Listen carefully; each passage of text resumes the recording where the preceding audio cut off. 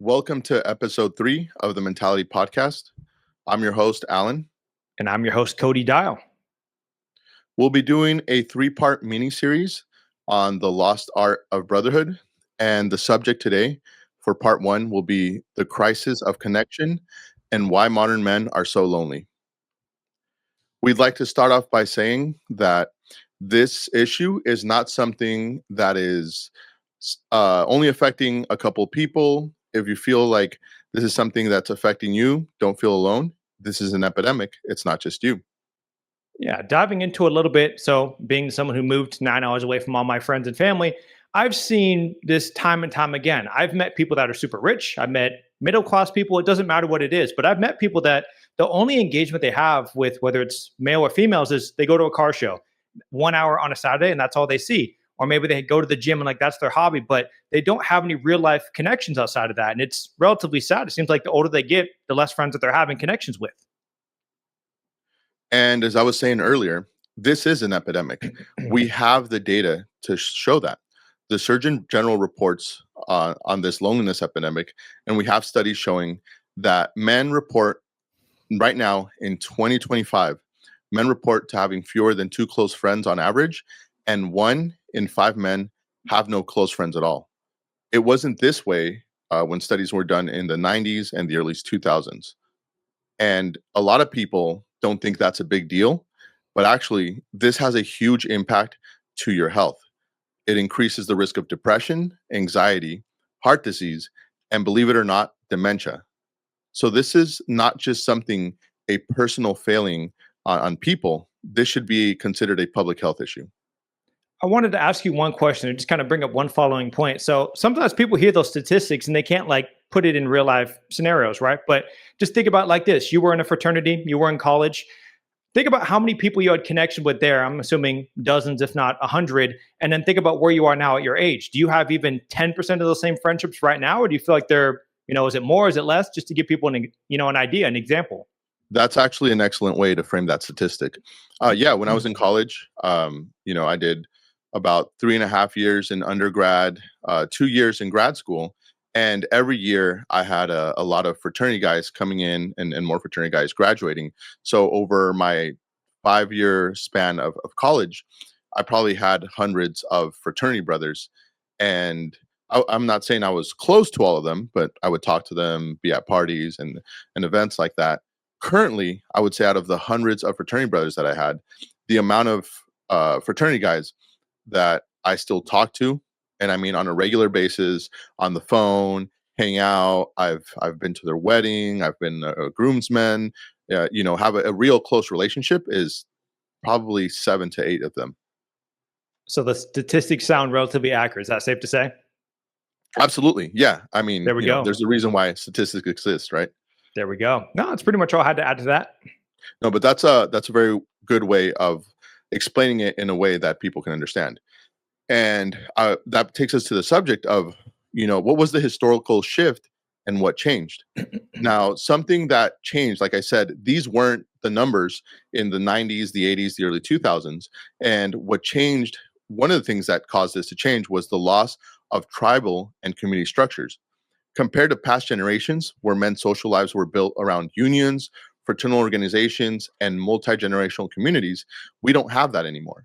You have to remember that, for those of us that are older and grew up in the 90s and the early 2000s, we had things like when we were young, we'd go to bowling alleys, right? Or you had the Boy Scouts, you had the mall. I remember going to the mall after school, after junior high with friends and hanging out, going to the food court, eating, going to the arcades, playing video games, mini golfing. And these are, third, what's known as third party locations. And a lot of these things have died out. A lot of these things don't exist anymore. Yeah, I mean, I just want to add one miniature thing to that. And it's just thinking back to when I have much younger siblings, a sister that's in third grade, and then I have 19-year-old sister, 21-year-old brother. And the things that I did growing up were nowhere near the things that they did growing up. I got to go to the skate park. I got to go here. I got to go to the mall. I got to do anything. And like for them, all our malls closed. All the skate parks closed. They have nothing. All they have is video games and whatnot. But that's a topic for later. But it's really insane to see with my own eyes that they don't get to even do half the things that I got to. So, getting to the next section here, it's going to be the rise of hyper individualism. So, what does that mean? The culture narrative of you have to do everything on your own as a marker of success. I mean, I think I would be a prime example of this. I never really had a whole lot of help with building my, I guess you could almost call it an empire with Team Dial Fitness. You know, my mom and my family was very caring, but I went into a lane that no one else knew about. No one else in my family had a business. No one else in my family went to college. I had to do everything on my own. And it was definitely not a good tactic to make friends. Sometimes you have to bear down. You're on your own. You're grinding 12 to 14 hours a day. And a lot of people don't really get to see that. They get to see success. They don't get to see what it took to get there. So it's probably not the best thing to do if it comes to making friends, just tucking yourself away from the world and grinding every single day. But anything you want to add on to that, Alan? Is any other key points? Yeah, I mean, and we're not saying that there isn't a time and place for hyper individualism. It just can't always be that way. Yep. I'm an example of that myself. When I was in grad school, I was doing all three of my master's degrees at the same time, and I was working 60 to 70 hours a week. So I knew Ooh. that for those 2 years, I was going to not have much of a social life, and I was going to have to focus on my studies and my job to be successful, right? But I knew that was only going to be a short period of time in my life. I wasn't going to make that my whole personality, my whole life. And when those 2 years passed, I made sure to make amends for the time I had neglected my friends, my family, my loved ones. And I made a concerted effort to repair those relationships so that I could have those relationships moving forward. I've always known throughout my whole life that relationships were a very important aspect of life. And it's something that I've always really valued. I've always really cared for my family. I've always really cared for my friends. I've always had a lot of love for my friends. And, I've always understood the value of friendship. So I knew that after those 2 years, I was going to have to make a really big effort to, repair those relationships. And it's something that I'm happy I did. Great points. No, I have nothing else to add to that. Getting into the next topic, then it will be the digital revolution. So, how the internet replaced physical places. So, let's say the shift from digital interaction to just being there in the moment. And I know me and Alan talk about this off camera all the time, but especially being someone in the social media world, I'll meet up with people, and it's almost like they're not even at the event. They're genuinely just on their phone videotaping themselves. Sometimes we'll go to a car show and like I go to ask them a question. I see them like in the corner with their tripod and like the flashlight, all this crazy stuff. I'm like, man, just enjoy the car. You don't have to put on for your followers every single day. But I would definitely say it's unfortunate that you can't really go outside and do something without having a camera shoved into your face. And there's a couple key points I want to touch on, but I wanted to ask you one question. I want to kind of branch it out to you. So I've mentioned before, I'm not much of a raver or club guy anymore, but I know that every once in a while that's your thing. Have you noticed a shift as time went on of like people not enjoying the show or enjoying something? They're just kind of there to brag that they're there, if that makes sense from a social media standpoint. Yeah, I'm about to age myself, but I love dancing. I've always loved dancing. And I started actually clubbing when I was around 16 years old. I did it all through my teenage years, my 20s, my early 30s. And there's definitely been a huge shift on what the clubbing culture is all about. When I was a teenager, when I was in my early 20s, before the rise of social media and phones with really good cameras on them, mostly like iPhones and Androids, people that went out to dance went out to have a good time. People were out there, no one was on their phones, everyone was just dancing on the dance floor. It was packed, having a good time, just enjoying themselves. If you were out at the club, it's because you wanted to be there, right? Then nowadays what I see is when I go out dancing now, thankfully there's places now for older people like myself to go out dancing, and it's still that same vibe and environment, thankfully. But once in a while when there's an event and it's a younger crowd, I do notice that there's just it's really boring. The people there look like they're not having a good time. They're just bored. They're standing against the wall. They're not dancing, or they're standing in the VIP, the booth area, just looking miserable. And then they'll pull out their phone, and for the 30 seconds or minute that they're filming themselves, they're smiling, they're laughing, they're acting like they're dancing, they're pulling up the bottles. And then as soon as the video turns off, they're back to just being bored and just texting or doing whatever. So people no longer are going out to actually have fun and enjoy the moment. They're just there to take videos and pictures to look like they're having fun so that they can post it on social media. And the same thing goes for concerts. I love going to concerts, especially reggaeton concerts. And growing up as a kid, I went to a lot of hip hop concerts, and the culture at concerts also has changed quite a bit. Yeah, I was just curious. I know that you go more often than me, and I was like, I've definitely seen a shift just on people documenting. But that's pretty much the only key point I had. That's all I had to talk about. Yeah, no, and speaking of things that are changing, is we want to touch on four modern killers of friendship. The first one we want to touch on is the relocation problem. Oftentimes, for careers, you end up having to move, and that takes you away from your established social networks. Now, for example, Cody, you grew up here in the Bay, and then you had to move to San Diego, or not? You didn't have to; you chose to move to San Yeah. Diego to advance your career. Some Yep. people even move out of state or move across the country, and when that happens, that's not something that is that you neglected your friends or anything like that, but you had to move, and now you may have a really good close group of established friends, but you moved out of state, and now you've left all your friends behind, and that can lead to you losing your friends or being lonely. And we have studies that show that it's much harder to make close friends as an adult than when you're younger. Yeah, there's only one key thing I want to add to that. So, lucky for me, I'm blessed. One of my long-term friends, Darian, one of my friends all through college, just happened to live 5 minutes from me, which is amazing. But outside of that, just moving to a whole new city where you know nothing, it's really great. But it's also relatively depressing. Like you used to being able to go to the club, go to the gym, go do something with your best bros, and like you don't have any of that there. You're by yourself in a whole city of another couple 100,000 people. So, yeah, it can be sad. But if it means you're going to level up and get a better career, whatever it may be, then yeah, sometimes it's what you got to do. So, leading to the next, I guess you could say, the modern killer of friendship would be the career tunnel vision. So, what does that mean exactly? And I've talked about this many times. I'm guilty of it, but the hustle culture, glorifying, sacrificing everything, including friendships, professional success, just working hard. And I guess the best way I'd say it, and again, I've been guilty of this, is that there are times where I will shut everybody off to work on a project. Right now, I'm working on this really big coaching course, and my weekends are going to be slammed for the next month until I get it done. And sometimes that takes away from my social life with friends, family, whatever it may be, even sometimes significant others.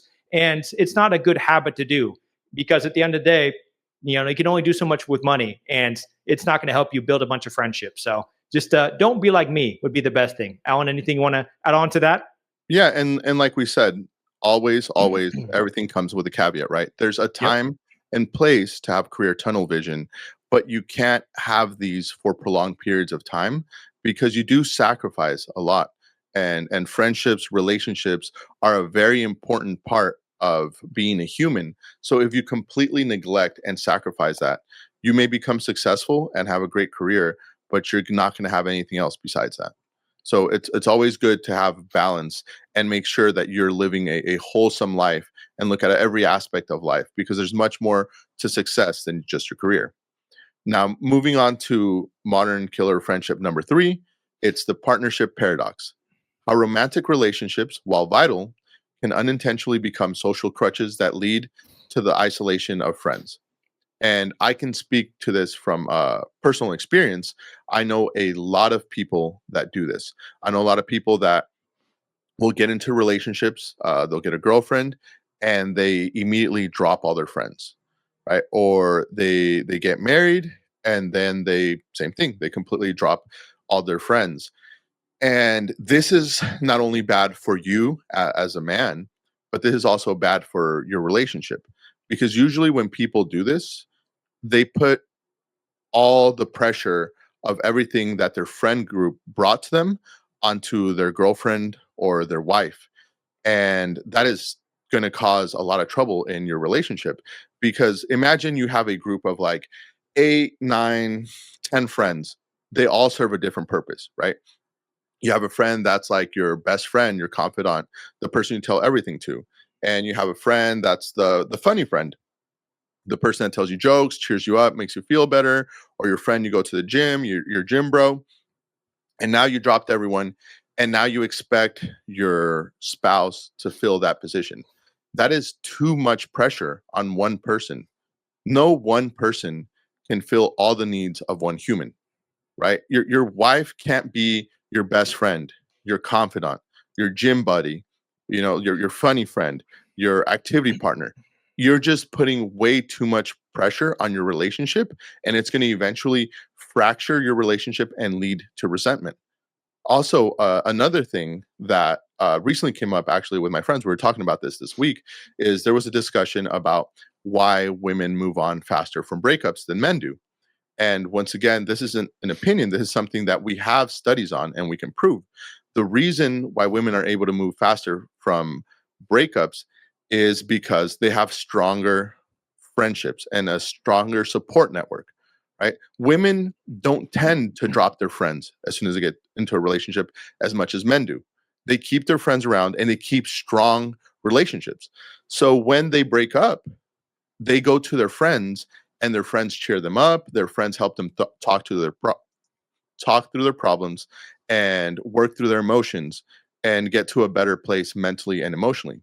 Meanwhile, imagine you're a guy, you dropped all your friends, and then you break up. And then you lost the one person that was everything to you. And now you don't have any friends to talk to or to help you out through these dark times. So what do? You go to the bar, you get drunk by yourself, you sit at home, you watch Netflix. And let's say you're like, you know what? I'm gonna contact my friends. So you call up your friends. What are the chances that your friends that you neglected, that you kicked to the curb, are going to come back and be there for you? Now you may get lucky and a couple of them may come back or not, but there's a big chance that they won't come back to help you because you kicked them to the curb.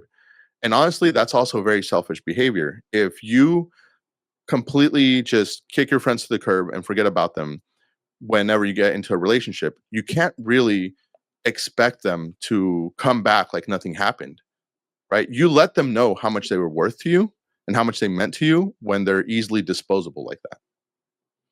Yeah, I mean, the only thing I want to add to that really quick is, I mean, I've seen it in real life, and as you know, I'm a personal trainer, online coach. So, like, I didn't realize for how many of my male and female clients do, but I'd say mostly male because my team's 75% men, is that I'm their lifeline. Sometimes they have no one else to talk to. And like I've probably, as terrible as it sounds, November, December, I'm going to have 20 different breakups. It just always happened right before holidays. Maybe you know why, Alan. I don't know. But every single year, I could expect half my team to be single somewhere between November and December. And it's already started the past couple of weeks. Is like, hey, my girlfriend dumped me. Hey, my wife, we're getting divorced, whatever it may be. And they're like, oh, well, I haven't talked to my friends in 5 years since I've been married. And like, I'm trying to go, do a club with them. I'm trying to go do this. And like, all of them have wife and kids. They're not available. Well, maybe if you would have talked to them more than once every 5 years, they might have had your back and maybe they would have gone out and did something with you. But since you didn't, all you have to do is talk to Kodi DYEL, which I don't mind being the shoulder to cry on. But at the end of the day, like, I don't know you enough to comfort you the way that maybe your best friend of 20 years would. But just something I see very often. It's unfortunate. Treat your guys' friends better. Even if it's once every couple months you guys talk. It doesn't have to be much, but something. Every once a year, I don't think it's going to cut it. Getting to the next section, or the final section of the four modern killers of the friendship, it would be the passivity of the modern socializing. So what do we mean by that exactly? We wait for the invites instead of creating events. So we're consuming digital data instead of engaging in real life. So again, I'll give you guys a couple examples of that. And the first thing I want to talk about is if you never invite your friends out anywhere, sometimes it can be difficult for you to expect them to invite you out. I'm guilty of this. My reason's a little bit different. As I had some health issues over the years, my time to go turn up started slowing down, and I realized the events that I was getting invited to was no longer every weekend. It's maybe every couple months. But assuming I was normal and completely healthy, there's no way that I would not be starting at first being like, hey guys, we should go to the beach this weekend. And then maybe they'll reach out to me at that point. But I guess the idea is that just commenting on someone's Instagram post and being like, nice picture, or shooting someone a random DM, just sometimes that's not enough. It's not always going to be enough to keep that connection of you and your friendship. But that's pretty much all I got on my end. I did want to follow up with you, Alan. Anything you want to add on to that? Yeah, I mean, friendships, like any relationship, require work, Yep. require you to put effort. And if you don't put any effort into it, you're not going to be able to have a good relationship or a good friendship. And that involves actually spending face time with people, right? Time in person, not just like you said, sending each other memes or texting each other. And this is something that women excel at. Once again, women are way better than us as men at keeping friendships alive and socializing in person. I've seen a lot of my friends that were in sororities when they were in college, and they stay in each other's lives. I've seen pictures of them in their 30s and 40s, groups of 15, 20 of them at each other's baby showers, at each other's kids' birthday parties, going on vacations and trips together. 10, 20 years after they graduated college, and they still have a big group of them still doing fun and exciting things. Meanwhile, guys are like, "Oh, well, I text my friend every 3 months, and we're still homies." And it's like, yeah, you guys may still be friends, but that's not going to build the relationship that we need as people. We need to socialize with people. We need to have face-to-face daily interactions, and you need to put effort into it. Imagine if you put the sort of effort into your marriage or your relationship with your parents or your family that you put with your friends. You'd probably be divorced. Your parents would Definitely. probably be very upset with you. And for some reason, we think it's okay to neglect our friends. And it's like, no, it's not okay, because that's what strengthens friendship. Put some effort into it. Make a group chat with your friends and then decide to go somewhere. Go to the movies, go play golf, go out to dinner, or just grab some drinks or go to each other's house, but actually make plans to spend time with each other and do something. And for some reason, there's this um, idea that goes around in social media, and I've seen a lot of like posts and memes about this, like, oh yeah, like I don't talk to my friend for a year, and then when I see him again, we talk like nothing ever happened between us, like we had just finished talking yesterday. And it's like, that's not really true. That's not how things work, because a lot of things can happen in that year, and Yep. you grow further apart from people whether you like it or not when you're not in direct contact with them. um that's just what happens. I mean, I think one of the things that has strengthened our relationship so much, Cody, is even though you moved far away to San Diego, we became even closer when you moved, because we talk all the time on the phone, right? Yep. I mean, sure, we send each other funny memes all the time on IG and things like that, but we actually have genuine conversations on the phone for extended periods of time where we ask each other about how's your life going? How are you doing? Things that are more than surface level conversations. And we're both fully aware of what's going on in each other's personal life. Yeah, no, I mean, I agree with that entirely. So I guess as terrible as it sounds, like it's almost like some people have different tiers of friends. I have like my best friends who I talk to all the time, and then I have friends who I talk to once a year. And like it's unfortunate. Sometimes I try to reach out, they don't get back to me. Sometimes they reach out to me, I'm busy, I don't get a chance to call them back. But at the end of the day, it does take some effort. And before you know it, life is relatively short. You never know when someone might get in a car crash, something may happen, like they pass away. Like, damn, that was really one of my best friends. I never got a chance to talk to him. So cherish your friendship. You never know. And to close things out, like I said at the beginning of this podcast, if this is something that resonates with you and that you're feeling, don't feel alone. We can acknowledge that this is a systemic problem. But just because it's a systemic problem doesn't mean it can't be solved. We can solve this problem with intention. So I wanted to, before I finish up, I was one thing I want to ask you, Alan, just because it's very much relevant. I know we talk about this off camera sometimes, but going back to men specifically when they're reaching out to their friend for the first time, I know that sometimes somebody watching this has to feel, I'm not sure to word this, almost like they're intimidated to maybe reach out to their friend. We talked about this before. When men go to call other men, be like, "Oh, I love you," and like that's just the first time they have heard that in years, and they're so emotional about it. So I guess my question is, what could someone do if they maybe haven't talked to one of their good male friends in a while, and maybe they want to finally reach out without it sounding weird, like they want to get something from them? Well, you have to do it. You have to actually go out there and do that phone call. And we have to get over this stigma as men that it's weird to tell your friends that you love them. You have no problem telling your parents that you love them. You have no problem telling your spouse that you love her. If you truly love your friends, tell them that you love them. Um, Matter of fact, I remember a not too long ago, maybe like about a year ago, there was a video going around where they asked guys to just randomly call one of their friends and just tell them that they love them. And the people on the receiving end of the phone call were completely shocked. And it made me realize how we don't really express our emotions to our friends as much as we should. And then, like you said, it's not till our friends pass away or they die that you're crying for them, that you're bringing flowers to their grave. And it's like, if you're crying this much for your friend and hurting so bad, you love your friend. Why not give him his flowers, metaphorically speaking, Of when course. they're alive? And that's something that I've personally tried to do more in my personal life. Maybe not so much call someone and tell them I love them, but when I see my friends in person and we're gonna, we hang out and we're gonna leave and go home, I try to give them a hug and tell them that I love them, because I don't know, that might be the last time I see them, and that might be, on the drive home I might die, or they might die, or some, we don't know, life isn't promised. And it would feel nice to know that the last thing I ever told them was that I love them. And also, I mean, it just feels good to know that you're loved.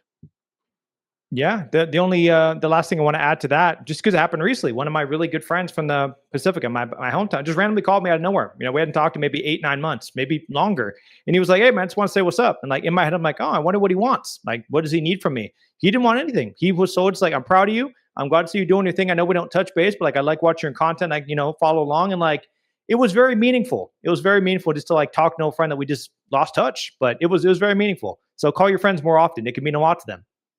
Yeah. And tell them that you love them, man. There's Yep. nothing wrong with that. So finishing up here. So I want to do what's called a call to action. So in simple terms, you want to notice your social media patterns this week. This applies to all you guys. You can keep yourself accountable with this, but notice your social media patterns this week. How many interactions do you do? Let's say texting versus social media. Are you just sending them memes? Are you calling them? Are you texting them? Are you having any meaningful conversation with the people that you love, whether it's friends, family, whatever it may be? How deep are these conversations? Or is it very superficial? Like, I'm not going to lie. Sometimes me and Alan talk on very serious notes. Sometimes we're making memes about bodybuilding and like dry chicken. It just depends. But if we only just talk about memes 24/7, I just don't think we're going to have a very serious connection or friendship. But that's pretty much it. Just be more mindful of it and realize, like, wow, this is my best friend since kindergarten. And we haven't said a genuine like sentence to each other in the past 10 days. That's weird. Make a little bit more effort, is all I guess I'm trying to say. And now that we see the problem, next week we're going to tackle the hardest part, the mental baggage and bad habits that are holding us back. Thank you guys for watching. Don't forget to like, comment, subscribe, and let us know any topics you want to discuss in the future. And remember, stay grounded, stay disciplined, and keep building your mentality.